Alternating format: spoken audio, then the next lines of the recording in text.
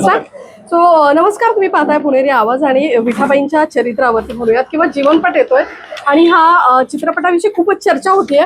पण विठाबाई प्रत्यक्ष कशा होत्या, प्रत्यक्ष त्या स्टेजवर यायच्या तेव्हा काय धुमाकूळ माजायचा, ती लोककला देशभर पसरवण्यामध्ये त्यांचा किती मोलाचा वाटा आहे, आपली महाराष्ट्राची लोकधारा देशभर पोहोचवण्यामध्ये. तो त्यांच्यासोबत काम केलेले महादेव खुडे माझ्यासोबत आहे. ते त्यांचे भाचे पण आहेत, भावाचा मुलगा आहे आणि प्रत्यक्ष विठाबाईंसोबत त्यांनी काम केलेलं आहे. सो काय सांगाल, विठाबाईंच्या काय काय आठवणी तुमच्याकडे? आठवण म्हणजे काय, ते वगनाट्यामध्ये आम्ही संगच काम करायचो. रक्तात नाडी कोरडमध्ये ते राधाची भूमिका करायची, गड्याची बायको, आणि मी यांच्या बेरडाची भूमिका करायची. तर त्या आणि परत रायगडची राणीमध्ये मी राजारामचं काम करतो, ती स्वरा राणीचं काम करायचे. ऐतिहासिक वगनाट्य. सो कसं होतं तेव्हाचा माहोल कसा होता, लोक त्यांना कसे प्रतिसाद द्यायचे ते जरा सांगा ना आम्हाला. आत्ताच्या प्रेक्षकांना माहिती नाही की विठाबाईंनी काय काय केलंय. आता हे ते त्यांचे गायचे ते स्वतः बी गायच्या आणि डान्स बी करायच्या.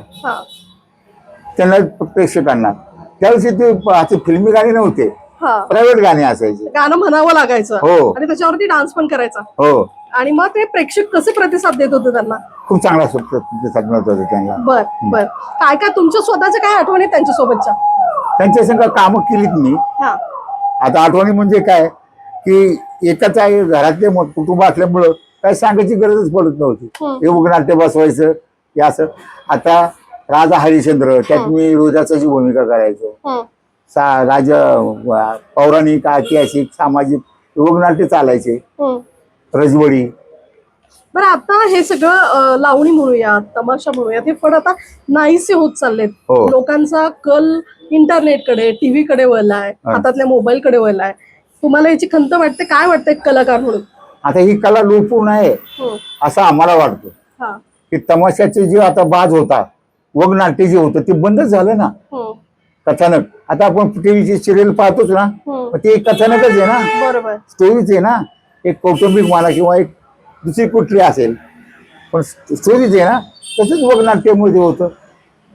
गणगवळण व्हायची, फिल्मी गाणी व्हायचं आताच्या पिढीमुळं. किंवा पाणी दिल्या रंगाच्या जिसने मेला व्हायचं. चालू द्या. एखादी गवळण किंवा थोडीशी लाईन आमच्यासाठी सांगू शकता, बोलू शकता तुम्ही? कोणती गवळण किंवा काही तुम्हाला जी आठवत असेल ती. जी आठवत असेल ती. आता मी स्वतः गवळण लिहिली होती कृष्णाची.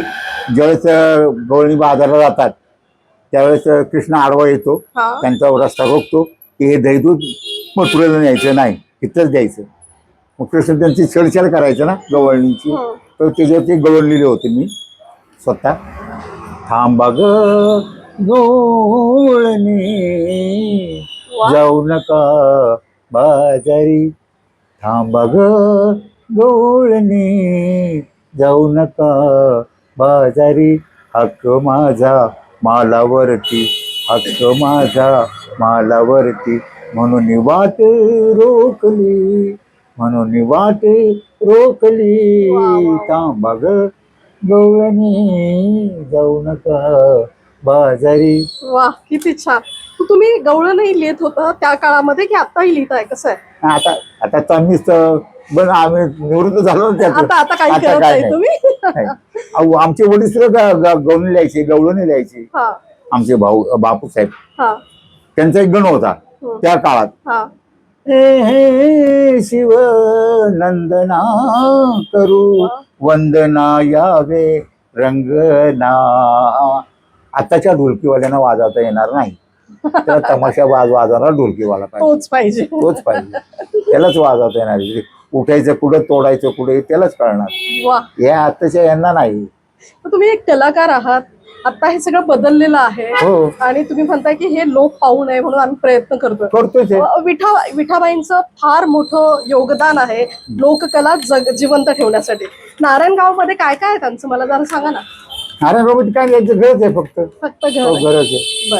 बरं, त्यांचं तुम्ही म्हणाल पुतळा आहे गावात? पुतळा आहे ना, स्टँडवरतीच लावलेलं गावात ग्रामस्थांनी.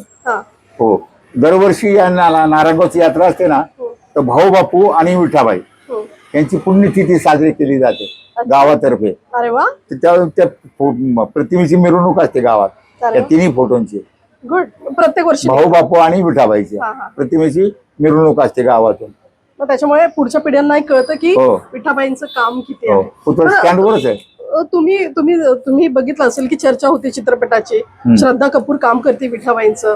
तर तुम्हाला काय वाटतं की नावामध्ये बदल घडवण्यात आलेले आहेत, बऱ्याच गोष्टीमध्ये बापूसाहेबांचं नावच चुकीचं देण्यात आलेलं चुकीचा. आहे. काय आता वाटतं भाऊ तुम्हाला? नारंगाव भाऊ तमाशे म्हणतात भाऊ भाऊ गावकर. भाऊ गावचं नाव आहे का नाही त्याला? भाऊ गावकर म्हणून गावाचं नाव आहे का भाऊ? हा, नारायण गावकर द्यायला पाहिजे होतं आहे त्यांना. का नाही? मग आता हे असं का केलं असेल काय- डायरेक्टरनी किंवा डायरेक्टरनी- निर्मात्यांनी का केलं असेल, काय वाटतं? तुम्हाला काय म्हणायचं, मी काय सांगतो की डायरेक्टरनी काय करायला पाहिजे, त्यांच्या कुटुंबियांचं तरी संमती घ्यायला पाहिजे. तुम्ही आम्हाला पिक्चर दाखवा ना, आम्हाला परिवाराला तुम्ही पिक्चर दाखवा, काय काय चुका आहेत आम्ही तुम्हाला सांगतो, सॉल्व करा. बरोबर का? नाही, ते दाखवतील, मे बी पुढे जाऊन दाखवतील, पण ते कधी असं का केलं असेल असं वाटतंय तुम्हाला? कशामुळे झालंय? बरं, एक तर नावचं चुकीचं केलं. भाऊ बापू नारायणगावकर जे होतं तिथं भाऊ गावकर केलं, ते एक झालं. नाही, पण परिवारातल्या त्यांच्या जी मुलगी आहे त्यांनी जी माहिती अहो, दिली जी ती चुकीची दिली आहे. मंगळी चुकीची माहिती दिली म्हणजे काय, ती ईद बरोबर हातभर डबली मला नाही का मी, तसं झालंय ते.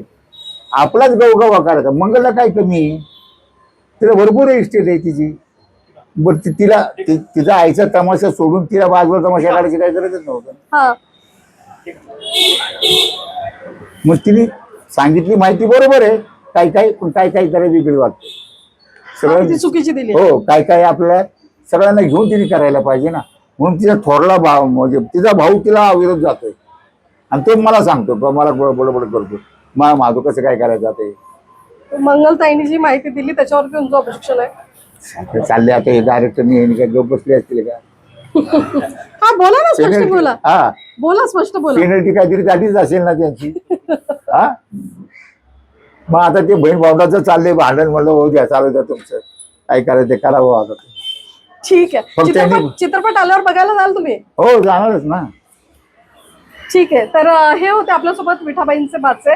त्यांनी विठाबाईंसोबत प्रत्यक्ष स्टेजवरती कामही केलंय आणि लोककला, महाराष्ट्राची लोककला प्रेक्षकांपर्यंत पोहोचवण्याचं काम केलंय.